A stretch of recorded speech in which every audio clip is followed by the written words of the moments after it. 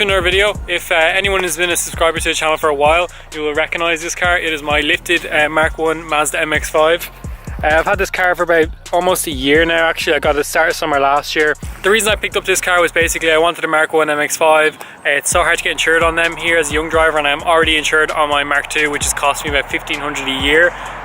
So my only option was really to pick up a Mark 1 and not drive it on the road, which is why I put the lift kit on it and I drive it as kind of an off-road car around the field I have here next to the house. The channel basically started with videos of this Mark 1 MX-5, but if anyone's been watching the channel, keeping up to date, you'll notice I haven't had videos up on this in a few months.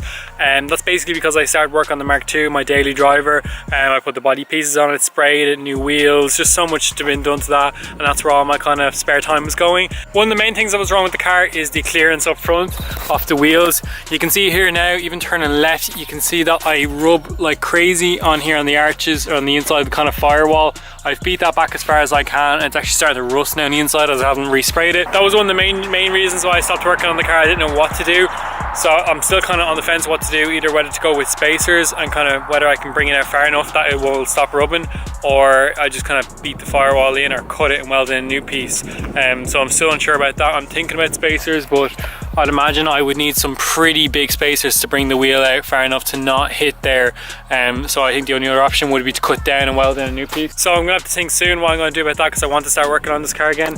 The second thing is probably a major fault of my own, is the boot here. After putting in these bonnet latches or bonnet pins, whatever you want to call them, they've leaked into the boot, and the boot is like a fucking pool now. It's been like that for ages, and it actually hasn't rusted too bad because it has like a wetter sort of strip or something along the bottom that doesn't seem to be rusting too bad. These do kind of work, but I probably shouldn't have put them in the boot. It was a little bit of a regret, as well as going for those massive tires that I have on the car, which are way too big for it. They're actually okay on the back, clearance and everything on the back is fine.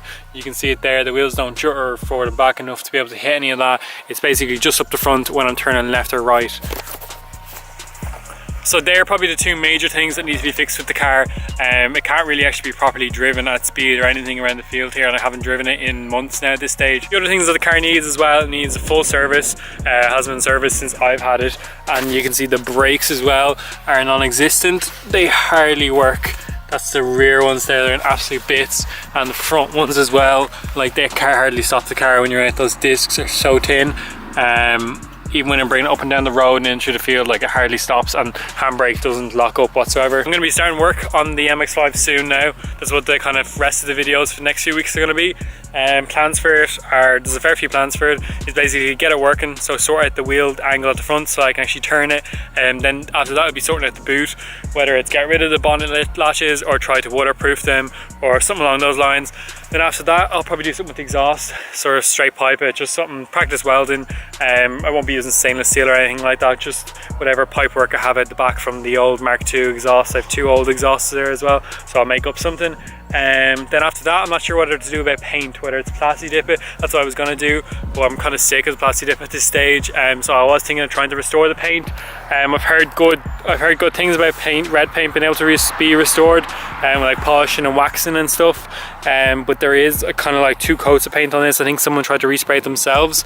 I kind of noticed it on when I was cutting pieces off, you could kind of find two layers of red paint, so I'm not sure whether that will kind of make it impossible to repair it, since it's kind of a shitty paint on top of the original paint. But I might do that. I'd kind of like to keep to restore the paint rather than going in plasti dip route where it's kind of messy and just not like that stuff anymore. Another option for up front would actually be to just get a smaller set of tires, and then I could actually keep these set for the rears if they ever wear down. I've actually only thought of that now. So most of the work that I want to be doing to the car is basically just get it working, and then some exterior stuff, just get the exterior looking well. The inside actually isn't too bad. I have the bucket seats in it that I got from MCG. They're either side. I have a fake eBay steering wheel. What else did I do? If anyone hasn't seen any of these videos, I have the eBay headlights as well. They're actually sweet. They are LEDs, I think they're, and then the JR 19s with the huge massive tires that don't fit. That's really it, except for cutting. I have fender flares to go on as well. They're just eBay ones as well, so they have to go on.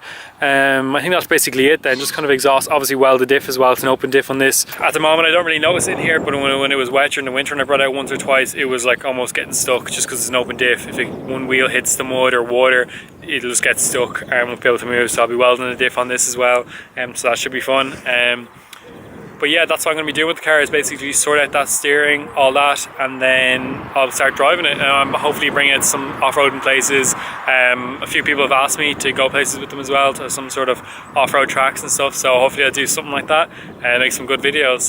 So that's it for this video. If you liked the video, give it a thumbs up, subscribe to keep up to date with the build of the Lifted Mx5, which is starting again, and I'll see you in the next video.